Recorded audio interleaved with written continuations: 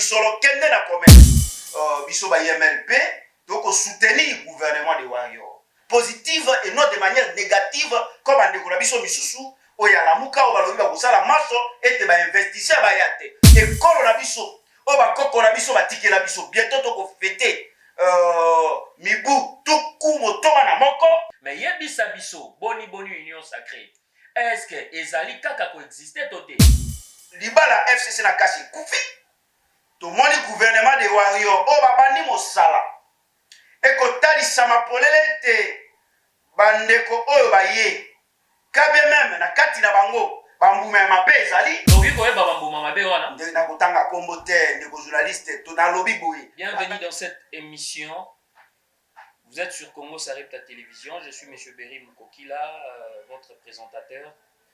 Aujourd'hui, nous allons parler, nous serons bien, comme d'habitude. Torolobela, ADF, groupe rebelle, Tozomona, Bazaba terroriste, va changer méthode. Et comme il y a une bombe dans l'église, Tokolobela Lelo, Bino Badbozolanda Biso, partout dans le monde, Topesi Bino Mbote. Alors, il y a les bosso Tolobela Bino, que Soki Bomoni. Émission lelo eza grâce ya Mike Mulopo azali na sima ya caméra azali kopesa biso pifo azali kopesa biso baba image ya boye obino partout dans le monde bo sepela. Alors l'entrée des jets tokolobela pe baisse de prix ya ba denrées alimentaires oyo il fallait équita coûte que coûte selon ministre et économie mais to moni fédération ya ba entreprise ya Congo ezali kotelemela yango. Donc, l'arrestation de M. Jean Bosco Assamba, qui est député provincial na Ituri, qui a propos envers notre président de la République, que je cite, Félix Antoine Tshisekedi. Donc, le gouverneur militaire, Bengi Luboya Kanchama, Ilunga, na province na Ituri, tout le monde qui arrivé à président Kuna, mais président, discours na ezalaki atena ki ya malamu. Pour valoriser qui moi si et puis à l'ukikutu aloba que successeur na ye mutu akoya sima na ye azala bongo moi si donc olobela pe rencontre ya président de la République na biso na homologue na ye Paul Kagame rencontre na bango to mona ki salama ki presque 2 jours oyo accueilli vendredi notre président et le samedi Paul Kagame aye awana Kinshasa bakutana ki bongo na hôtel c'est Rana. Alors, Tokolobela pe Mikolo Leki bomona ki base ou Salamaki ambassadeur ya Rwanda Vincent Karega a bande kolobela problème itali congolité. Alors après ce qui va point de vue na ye loi wana ndengeni ko za voter et na assemblée nationale par docteur Noël Chani. Tokolobela pe crise sanitaire ya COVID-19 tout le monde va décréter couvre-feu où ils ont démarré dans le biso Congo ba mesures barrières où ils ont des stricts donc où il faut appliquer donc à tout moment donc à chaque instant et donc ils ont bon ipso facto. Alors tout le monde peut fermeture tout il y a troisième vague il y a COVID-19 il y a ba discothèque tokolobela pe ba fraude oyo ekosalama pona coopération ya Congo na Rwanda batelemeli bongo fraude na kati ya mboka na biso na rencontre ya président na biso na Paul Kagame tokolobela pe accord ya Émirats ekosimba to kosimba te poto monique accord wana salama le 23 octobre 1996 na ba fondateur na bango il y avait Laurent Désiré Kabila il y avait Massassou et autres. Est-ce que loi wana accord wana ya Émirats est-ce qu'il faut simba eza accord moko rwandais to ezaki accord moko congolais oh les lobo et Congo et comment subir sort ya mboka moko ezali moke oh babengi bongo Rwanda. Alors tozana invité na plateau na biso awa boko découvrir ensemble na biso et azali molobeli ya peuple et azali bongo avocat et azali bongo na obédience na parti na ye ye moko ako se présenter mingi po bongo na ye yango bongo totalié tolobi bongo bonjour maître Patrick Tinda mbote mopandi sango mbote na baimboka bino baibaso bozwi bongo libaku ya kolanda émission na Sarepta TV na pesi bino mbote bisika biso bino bozwami eloko esengeli bokanga pe bomanyola ndeko journaliste mopanzi sango ayambi bongo moi politique oyo abengami na kombo ya mwana mboka maître Patrick Tinda mongali bonga mwana okata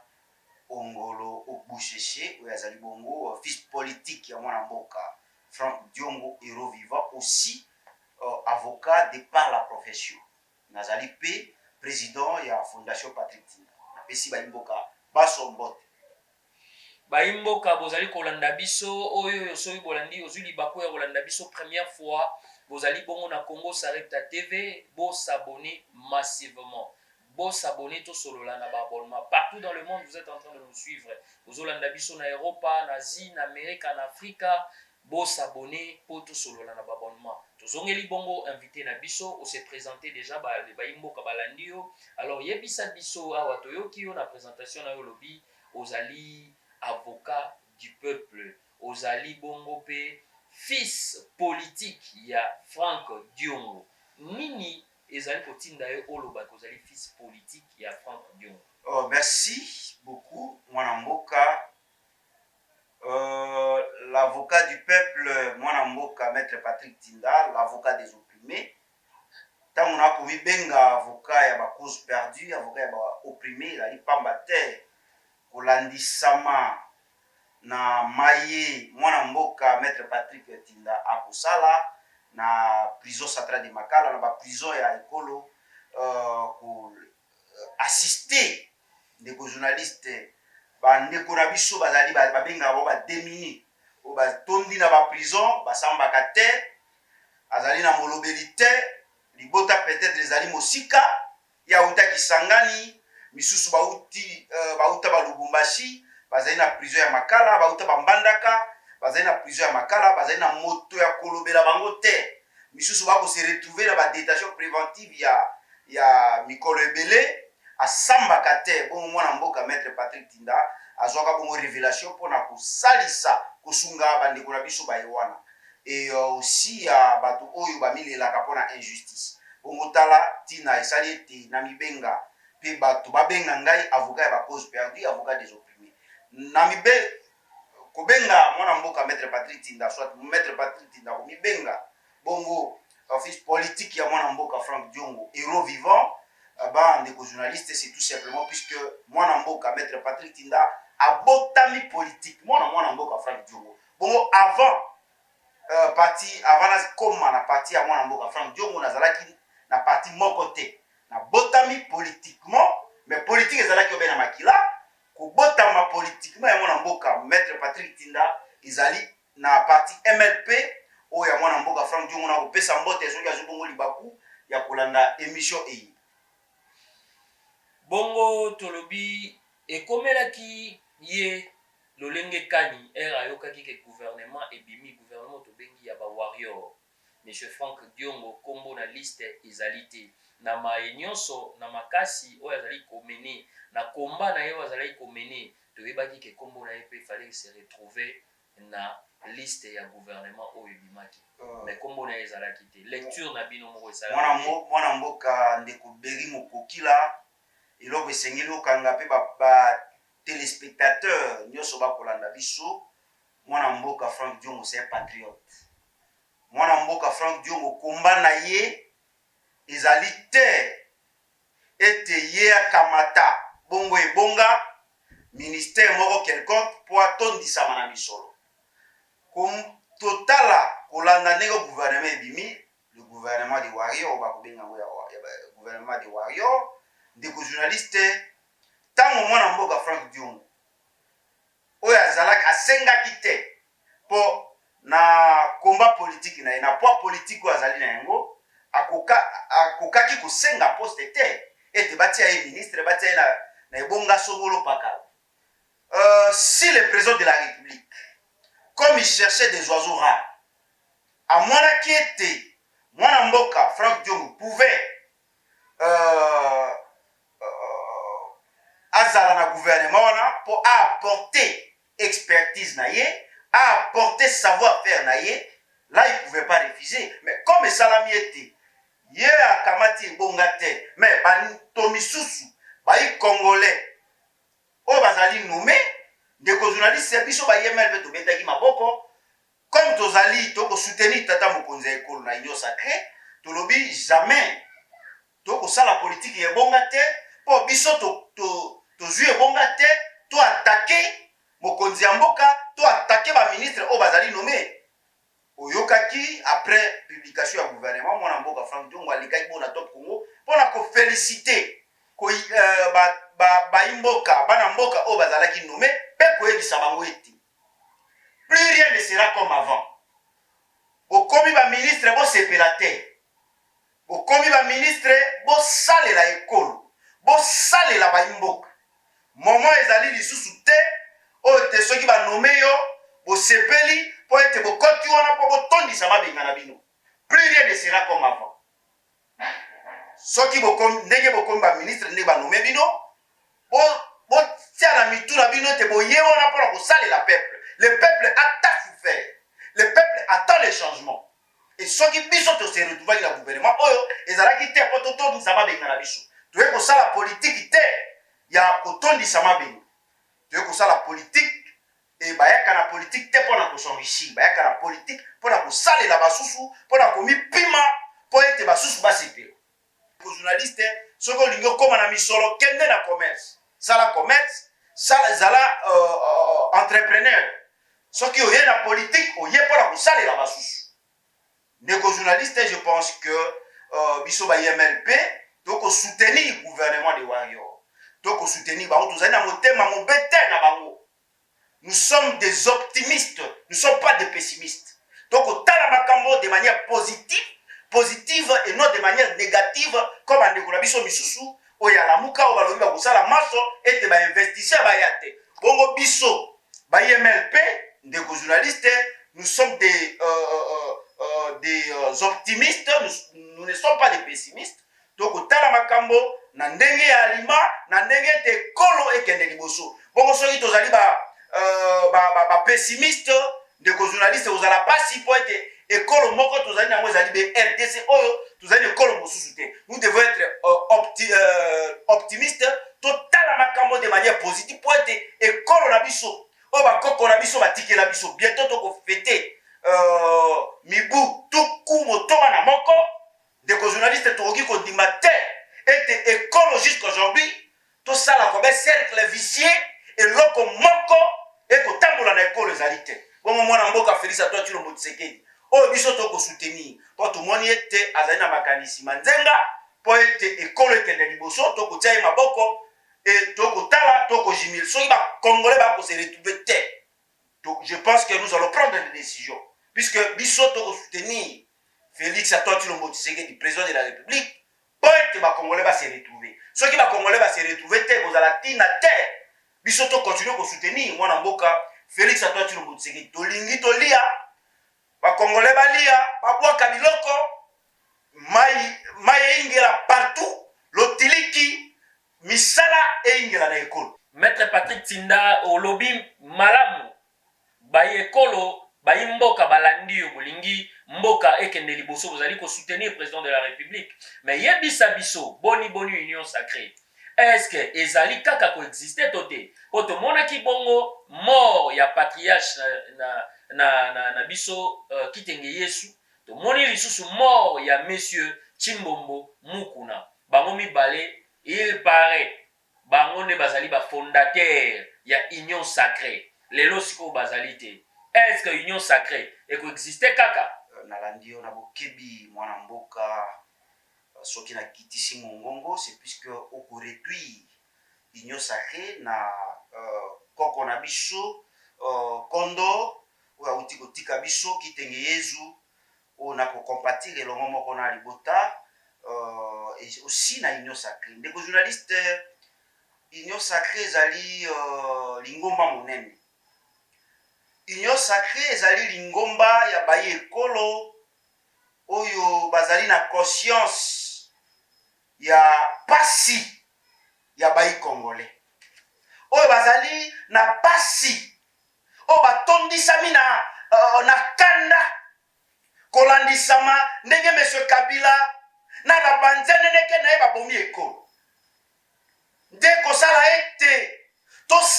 balingana bai congolais ya motema molamu o balingi ekolo o bako se dépassionner bakotala baintérêt privé na bango moko te bakotala intérêt général tala bango nde bakoconstitue union sacré bongo koréduire union sacré intérêt général na bino te ko journaliste landanga na bokebi biso ba IMLP nakolikia nakobanza elongo moko na bandeko nyonso oyo bandimi mbela ya tata mokonzi ya ekolo po ete tofanda elongo tomanyola po ete ekolo na biso oyo bakoko na biso batikela biso ekende bongo oboso tala susi ya union sacré yango wana ebele ya kita tozali na yango tokosalela yango ndenge nini est-ce que il fallait to continuer na même système ya monsieur Kabila oyo investisseur bakoya okate moke problème na bino ezalaki Kabila to problème na bino ezali que mboka parce que Kabila azali moto lelo azali lisute na le problème est que moto mususu azali na pouvoir mais lelo bozozongela kaka monsieur Kabila non, ezali pouvoir ya bato to mbela ezali ya koluka ndenge nini population nde ezala na place na kati ya Congo. Non, nous combattons un système qui a été mis en place. Le système Kabila a détruit ce pays. Mais ça les soutient. Et ça les soutient, mais ils ont histoire. Pour mieux faire, il faut qu'on se réfère. Kotala nini o bato basala ke ozali ya mabe to longola yango to bwaka et puis to mema mo pepe ya sika. Place ya mabe ya bato ya Kabila ezalaki nini? Ndeko journaliste, est-ce que yo ozali mwana moke po lelo na banda kotalisa yo talisa bato bazali kolanda biso yo na bandeko bakolanda biso? Je pense que ndeko journaliste toyebi système Kabila ezali système ya kanyaka, ezali système ya impunité, système ya bato bazanga bongo susi ya ekolo, système ya bato yo bazanga susi ya bandeko na bango, susi ya bato oyo bayaki obe na moyibi batondisa mabenga na bango batonda na mapango. Lelo omoni te ke IGF eza wana IGF ye lelo omoni te état de droit ezali kokanga moto nyonso azali kokota okopesa nga sikoyo raison ntango nayebi yo ete toyena tokoyingela na mopepe ya sika mopepe oyo ekopamela impunité mopepe oyo elamwisi IGF na elekwa monsieur Kabila okaki bakolobela IGF bazalaki wana me oyokaki bango tout simplement puisque Kabila yaki kosala na e-commerce elongo moko na banzeneneke na oyo biso tokombataki tosalaki opposition radicale mpo tomaniolaki tomonaki ete bato oyo bazali bato balingi ekolo te na bango ekolo ekokela liboso te. Lecture na yo ya mikolo oyo mokonzi ya mboka asali na pouvoir yo omoni yango ndenge nini? Je pense que nous traversons une période de tractation, messieurs les journalistes. Touti na période moko ya tractation oyo biso ba IMLP to kombataki libala ya FCC na cash pour tomonaki ete ekobota mbuma ya malonga te to telemelaki yango et nayebisaka na bato na ba émission ete les Égyptiens que vous les voyez vous ne le verrez plus aujourd'hui bapesi biso raison biso ba IMLP ndeko journaliste libala FCC na cash kufi tomoni gouvernement de wario o babandi mosala ekotalisa mapolele te bandeko oyo baye kabe même na kati na bango bambuma ya mabe ezali mais aujourd'hui na gouvernement nalobi boye bambuma ya mabe lisusu ezali mbuma ya mabe ya des gens batravaille na monsieur Kabila bazali na gouvernement oyo oyo tokobatisa bango aussi comme le président de la République. Toki koyeba bambuma mabe wana na kotanga kombo te ndeko journaliste to nalobi boye landanga ita bokibi na gouvernement basatu kaka bazali te moi quelque tête ya bandeko oyo peut-être ayaki na elikia na likanisi ete aya koyiba mais tango bakomona ete mokonzi ya mboka ye moko azali exemplaire mokonzi ya mboka azali tata ya solo na kati ya lopango puisque esengeli oyeba epa na biso na Equateur balobaka ete mbisi ebanda kopolobe na moto bongo soki mbisi epoli na moto binama ya mbisi biteni ya mbisi mpe ekopola bongo lelo oyo ntango tata mokonzi ya ekolo akolamwisa IGF botala bamiyibi oyo botala bato oyo bokendela basosiété bozala na œil regardant zela na kosite bozala na œil regardant vis-à-vis ya badg ya baentreprise kala mingi te badg bakosopana na ndako badg bakosopana ezala baministre oyo bakoya na moyibi bakokanga bango bakotya maboko plus rien ne sera comme avant tokokoma maître Patrick Tinda mais tozongeli kaka maloba na yo olobi ke mbisi epolaka na moto mais biso yo moko mposo oloba kaka moto yango aza regardant moto nde ezali président de la république na gouvernement na ye mais na kati ya gouvernement olobeli biso ke bambisi baparti mosusu ya kopola ezali mais IGF azali ya kosala mosala na ye mais na ndimi te ke tata ekolo akosamaki ya kotya lisusu bato oyo bazali ya kopola na limite ndeko journaliste po lecture na yo nosali ke etengami te esengeli oyeba ete soki na ndako mwana moko ya moyibi azali eke tata koautorize ye ndeko journaliste na kimoyibi mwana wana akotika ekela ye wana te akokontinue ntango napesi yo ndakisa ya mbisi nalobi ete mbisi ebanda kopolobe na moto etalisami elingi koloba ete mpo mono libota oubien mbisi epolo ça veut dire moto oyo azali moto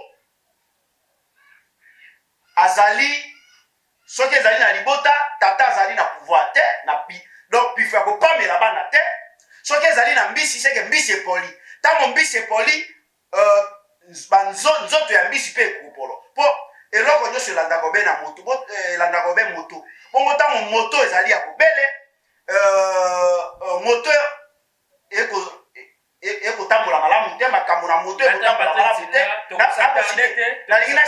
na cite ntango moto ekotambola malamu te napesi exemple nakopesi exemple ya remorke soki remorke moto ezali ya etombe pan nini na yango oyo ebendaka na nsima nabosani nkombo moyen ese déplace ekozala te bongo moto ezali nani lelo oyo moto ezali président de la république oyo asekwisi IGF oyo akosala maso bokoyokala badéclaration na ye ekotalisama polele ete alingi ekolo alingi ete ekolo edekole. Merci Maître Patrick Tinda, ozali koloba malamu mais tala siko sur le plan sécuritaire ya mboka ba ADF o ekomi groupe moko boye baza ba rebelle terroriste ekomi que bachaka na ba bombe na ba église lecture na yo eko kozala ndenge nini ndeko journaliste je crois ezali obe période ya tractation oki moni malikanisi mokano moye tata mokonzi ya ekolo akamataki ekobota mbuma bongo na kobotaka mbuma wana ezali bato oyo balingi bakende bakoluka wana eza bastratégie na bango ya suka bamoni ete moto yingeli état d'urgence oyo ekobota mbuma bato wana balingi bakima bongo mwa moko batikalaki bakolukaka bastratégie nini bakosala mpo ete bakima je pense que soki bazalaki makasi ifaye bacontinue na baméthode oyo bazalaki nango liboso bamoni ete méthode na bango wana bakontre bango mwa moke oyo batikali bakosalaka bongo basabotage ezali basabotage oyo bakosala mais pouvoir ou bien makasi ya kobunda ndenge bazali na yango lisusu te ekotalisama polele ete mwa kimia ebandi koyingela bongo wana ezali obe basabotage bakosala yambo ete bakima tomoni bongo na Ituri monsieur Jean Bosco Asamba oyo azali député provincial akangamaki mpona bapropos ya mabe oyo alobelaki chef de l'état ke nyonso président akendaki koloba bongo na Ituri ezalaki ya lokuta mais yo lecture ndenge oyo osalama ndenge ntango ekolo ezwi bongo président oyo azali na susi ya kolala pongi te akozwaka meme risque ya kokende na parti este oyo ezali parti oyo ezali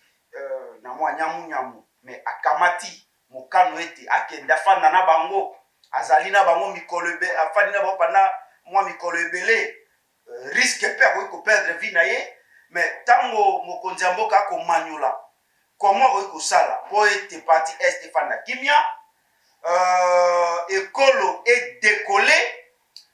ebongo ya koloba député provincial oyo normalement il faut apprécier par exemple akoloba ete makambo maso alors que même bandeko ya est ebele bakosepela olandaki babilili comment bandeko bakosepela na maye tata mokonzi ya mboka akoloba me ye akoloba ete nyonso wana ezali obe lokuta ndeko journaliste tozali na état de droit ntango moto akotuka tata mokonzi ya ekolo justice et la justice est là pour faire son travail bakangi batie maboko mpo bameka koanalyse makambo ye alobi si c'est un comportement infractionnel je pense que il sera arrêté et condamné bakangaki ye déjà non le problème est que il peut être arrêté mais soki bamoni ete makambo wana il est présumé innocent voilà. mais soki bainstruire bamoni ete makambo mana oyo batieli ye maboko ezali bacomportement moko bafe moko infractionnel il sera condamné et envoyé en prison. Maître yebisa biso kaka bongo na Ituri passage ya président de la République tomoni ke kimia ekotaki donc guerre ya est eza ba aventure ou comment parce que tozomona ke président zalaki te apesaki ba promesse mais chose dite chose faite président yemo qui avait dit que président okendete président kei akomi sur place asali même discours ya ko élever mwasi ya relaxa ke mwasi yaza na posa même moteur ya kozala que simana ye azala obe mwasi na moto ya République démocratique du Congo. Alors gouverneur na biso ya oyo azali militaire Luboya Kanshama Ilunga causerie morale kimi ezali kokota tomoni kuna même ba recettes ekomi kokota yo koyi koloba ndenge nini na mboka bongo oyo kimi ezalaki te mais présence ya président esali que toyoka pe kimia ndeko journaliste eloko esengeli okanga po oyeba mokano moye tata mokonzi ya ekolo akamataki ya kodécréter bongo état d'urgence esali ete ndeko journaliste kimia eyingeli obe na Ituri te kimia eyingeli mpe na Nord Kivu tout simplement puisque ndeko journaliste tata mokonzi ya ekolo amanyolaki yambo ete akamata mokano moye wana nsima na ye komanyola amoni ete bato bakorepresente ye na niveau provincial na baprovince oyo ezali na nyamunyamu oyo ezali na hikihiki esengeli ete ezala obe bamilitaire ezala bamilitaire mpo na nini mpo ete bakobanda kopesa tata mokonzi ya ekolo rapport exact ndenge makambo ekosali sur le plan sécuritaire sur tous les plans ndeko journaliste comme problème bandeki kose pose ezali bongo problème sécuritaire et bato batiaka kimia ezali bongo bamilitaire nde mokano moye tata mokonzi ya ekolo akamati ke barepresentant na ye kuna bazala bamilitaire yango ekobota mbuma bongo ntango ekobota mbuma boniboni bino bokomi susu koyimayima bino bapandisango ke boniboni tata mokonzi ya ekolo kotia te makolo na Ituri kimia eyingeli kaka te ntango tata mokonzi ya ekolo atie makolo me kimia eyingeli uta mokano moye tata mokonzi ya ekolo akamataki ete état d'urgence eyingela ntango état d'urgence eyingeli kimia eyingeli mbala moko. Merci maître Patrick Tinda. Est-ce que vous connaissez biso rencontre ya président de la République Félix Antoine Tshisekedi na homologue na Paul Kagame tomonaki moko akei vendredi moko aye samedi lecture na yo pomboka wana tolobaka ke yango nde moto zali ko causer biso préjudice yango nde moto zali ko ya na ba guerre yango nde moto zali tomoni ba accord ya Emera o tolingi bongo te ezala ikosala mapete kosimba te lecture na yo ezanini. Vous savez ce que je peux vous dire aussi les téléspectateurs mokonzi ya mboka normalement ifazala na vision ya aigle amona musika tango biso baimboka tokoloba biso na Rwanda be bitumba ifo be bitumba biso foto bunda donc epa na biso bangala moto abeti mwana na yo po bete pe mwana na ye ndeko journaliste tata mokonzi ya ekolo oyo ezali na vision ya aigle. Je pense que amekaki komanyola. Est-ce que il faut tobundisa Rwanda, toyingela biso mpe na Rwanda mpona kobundisa bango, soit il faut tokende bongo na diplomatie. Ce que vous devez savoir, en politique, il y a la diplomatie. Dans la diplomatie, ndeko journaliste, ezali na makambo ebele. Nde omoni tata mokonzi ekolo nsima na ye komanola amoni ete tokende na bango na a pour a, don pour don te. Na Rwanda tokende na bango na diplomatie. Nde kosala ete kimia ingela. Est-ce que tozali encore na besoin totangisa makila ese etangi mingi soki ekosenga ete to se dépassionner tokende na Rwanda na diplomatie. Ndeko journaliste bongo totala résultat ya diplomatie nde yango omoni ndeko journaliste tata mokonzi ekolo a kamati mokano ete au lieu tokende bango na a pour a, donc pour donc c'est mieux tokende na Rwanda na diplomatie tomeka kofanda autour d'une table tomanyola eloko nini esilaka te. Maître Patrick Tinda tozokende bongo na suka presque émission na biso mais po tochite tomonaki bongo troisième vague ya covid-19 eye tomoni respect ya geste barrière vraiment bazolinga faire respecter yango na Congolais nyonso tomoni bongo pe couvre-feu depuis ti lelo ezali kaka tomoni pe fermeture ya discothèque lecture na yako kozala nini pona maladie wana crise wana sanitaire na Congolais. Pe message so kozala nango comme ozali moto ya mibeko. Je pense que les journalistes,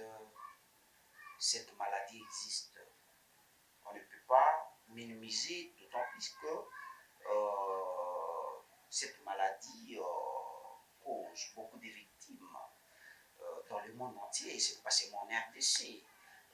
et c'est partout ailleurs que cette maladie cause des victimes. Et tata mokonzi ekolo, comme tata na kati ya libota, kumu ya ekolo, nsima na ye komona comment maladi oyo eye lisusu na force, ezongi lisusu en force, troisième vague oyo nde esali ete akamata mokano moye wana. Ndeko journaliste tata mokonzi ekolo akamati mokano moye wana na sentiment te, puisque économie na biso esimbami na ba société brassicole oyo kuti kotanga, et puis kokamata mokano moye wana ekozala na impact moko négatif na économie ya mboka na biso. Bongo bakamati mokano moye wana na sentiment te, ezali mpona koprotéger baimboka, puisque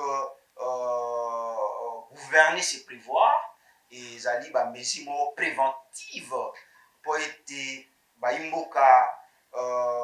bazala bongo protégé face à ces nouveaux fléaux qui gangrènent cette maladie qui occasionne beaucoup de victimes dans le monde entier, aussi en RDC. Maître Patrick Tinda yebisa biso bongo lelo tozali le 29 juin 2021. Lobby ngana yo soki tolali lelo tokomi lobby tokomi bongo le 30 juin 2021. Jour pour jour 61 ans. Soki bala musaka bawi bala musata Lumumba. Alobaki, comme le Congo est grand, il faut de grands remèdes. Alobaki lisusu, l'histoire du Congo s'écrira elle-même. L'histoire ya mboka oyoyo, où il faut komama yango moko. Est-ce que bilan est positif? Soit est positif. Comment est positif? Pourquoi est positif? Soit est négatif. Comment est négatif? Et quel remède pour na ekoma malamu mikolo koya? Moi je pense que ndeko journaliste mbula tuku motoba na moko oyo tolingi to fêter lobby déjà to fêter. Je pense que na kotala ekolo na kotala souci o bakoko na biso bazalaki na yango osalaki ete babengana mondele po ete biso moko tokamba ekolo po ete ekolo na biso ekende bongo liboso.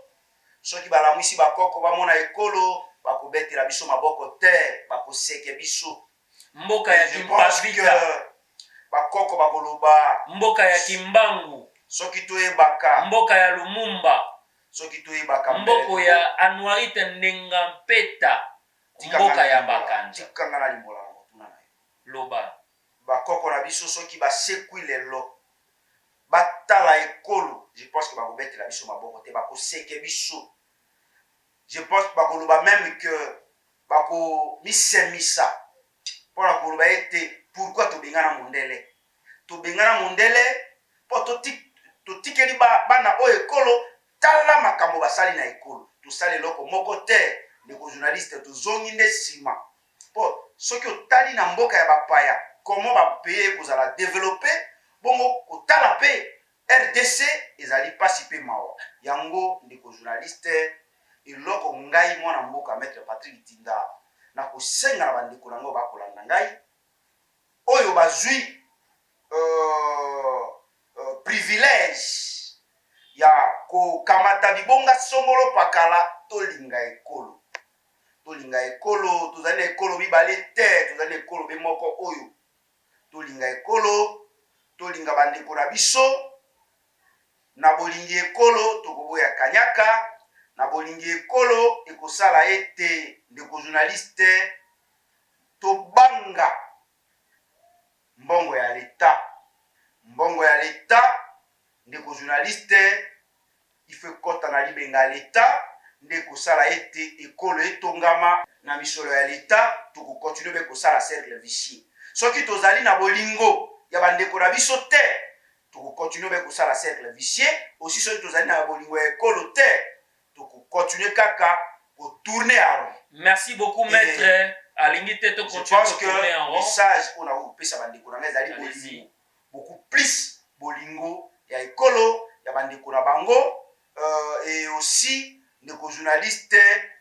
nde ekosala ete ekolo na biso etongama, ekolo ekende liboso, puisque individu atongaka ekolo te, moto moko akoki kotonga ekolo te. Mpo soki ndenge ozali wana obimi olobi nabongisa presse, presse awa bakotala bakoluka batia yo maboko, yo uti na misolo miye wana wapi mpo ete obongisa bongo presse. Moto abongisaka ekolo ezali leta, bongo leta kobongisa ekolo. Est-ce que l'État existe pas na biso? Soki kanyaka esili, état de droit ingeli nde kosala ete. Maître, l'État existe pas na biso? Oui, bien sûr, l'État existe. Aujourd'hui, l'État existe. Hier, comme ndeko pasteur Ekufa Lobaki, l'État n'existe pas réellement, puisque si l'État existait, on ne pouvait pas vivre dans de telles conditions, dans de telles situations. Mais aujourd'hui, je pense que l'État est là. Moke et Mikolo Mizali Koya, je pense que Ekolo Nabiso, l'État existe réellement. Maître Patrick Tinda, Toloba Kibongo, Tozomona Pe, Namisala, président de la République Nabiso. Population zana posa ya slogan te yazali posa ya moana, le peuple d'abord. Alors, tout le monde dit que prix ya denrées alimentaires coûte que coûte ministre ya économie a télémeli yango, il faut équita pour baimboka ba se retrouver ba se pela na maïmatali social ya ba congolais mabumu, parce que un ventre affamé n'a point d'oreille. Mais tout le monde bongo fédération d'entreprise de télémeli yango lecture na bino oyo kozala boni ndeko pona kosukisa na mokuse. Ndeko journaliste fédération d'entreprise ba kotala ba intérêt na bango bazali ba commerçant. Fédération et pour protéger les commerçants, puisque ceux qui vont protéger les commerçants, les commerçants vont se confiance, vont se rebeller contre bango, comme ce sont des commerçants. Et je pense que mon cas au gouvernement besoin, il faut s'épéler ça bango et s'épéler ça bango ils allaient mon cano, il colle kamati pour être le peuple d'abord et le bon slogan. Et comme à bonne réalité. Et des journalistes, je pense que ndeko tali sama pour l'élite toko ingela malembe na oyo babengi le peuple d'abord. Et tant le peuple a sepela comme je crois bientôt biloko kokita peuple akosepela carton ya soso tokobanda kosomba yango na $10 ezali esengo ya peuple. Mais bato oyo bameseneki bacommerçant o fédération oyo emeseneki bongo na kanyaka bakooperaka na ministre économie, bakooperaka na président de la république po ete peuple akontinuaka konyokwama bango mwa groupe ya baindividu basepelaka. Ndeko journaliste, plus rien ne sera comme avant. Aujourd'hui, ministre de l'économie a tali amoni ete mwa banyamunyamu makambo mabe nde bandaki kosala ete peuple akontinuaka konyokwama, mwa bato moko basepelaka au détriment ya peuple, bapameli comportement wana, batelemeli bacomportement wana, balobi biso tozali gouvernement oyo toye kosala ete peuple asepela. Ndeko journaliste nde esali ete bandeko wana nakosite bandeko wana bazala bongo mal à l'aise mpo bayebi ete mokano oyo bazwi bakomersa bakosilika elobilobi bakovote bango lisusu te puisque ezali mandat batie bino wana mpo bolobela bango. Ce sont les avocats des commerçants, et lorsque les commerçants sont mécontents, ils vont se retourner contre ces gens-là. Et fédération bakosala mpe mosala na bango oyo ya kodéfendre bayi commerçant po ete bango moto basalaki ete bango bazala na bibonga oyo bazali wana. Bongo ndeko journaliste, je pense que topesi bongo tobeti maboko na gouvernement, tobeti maboko na ministre économie oyo a dévoilé makambo mabe otunenga makambo ya monsieur Kabila awa na banzeneneke na ye nyonso oyo kotalisama ete Kabila na bato na ye balingaki mboka te nde babandaki kobika na nyamunyamu na bacorruption na bakanyaka na biloko makambo mabe oyo bandaki kosala ete bakongolais balia batonda te. Et merci beaucoup na kosite na pesi yo merci na ndenge se déplacer oye mpona komona ngai po ete tosala ebongo émission na kosenga na yo ete ezala mbala ya suka te. À chaque fois baquestion d'actualité bozala oyo po ete topartage mpona intérêt ya peuple ayeba bongo vérité, ayeba puisque démagogie lokuta ezali etondi ekolo, lokuta eluti fo yaka po tofongola bayimboka bacomprendre makambo makoleka bongo na mboka. Napesi yo merci, continue be na ligne wana. Je crois ekolo ekofuta yo. Mesdames et messieurs, ceux qui bolandaki biso bozaki libako rolanda biso bozali partout dans le monde, zalaki bongo monsieur Berry Mukoki là na Congo s'arrête à télévision, bo s'abonner massivement, bolandi tolobeli kaka actualité na biso, tolobeli makambo nyonso e mazali koleka na mboka na biso Congo o ezali dirigé bongo na mwana mboka Félix Antoine Tshisekedi, toyambaki pona bino monsieur maître Tinda Patrick ye azali bongo pe voilà wana na kokite maître Tinda Patrick azali pe bongo président ya fondation Patrick Tinda. Alors pona biso to sukisa to pesi bongo maloba pona ko sukisa que programme nini ezali pona parti na bango kombo nango ezali nini, est-ce que activité ezali, est-ce que président national nango Franck Diongo lobby azali kokanisa nini pona bayi mboka ale biso to clôturer émission. OK, merci. Na baimboka oyo bazwaki libaku ya kolanda émission na pesi bino lisusu mbote na koloba boye parti MLP ezali parti mouvement Lumumba ezali c'est un mouvement le mouvement Lumumba c'est progressiste oyo ndeko journaliste to kolanda be bapa ya Patrice Emery Lumumba kondo Patrice Emery Lumumba héros national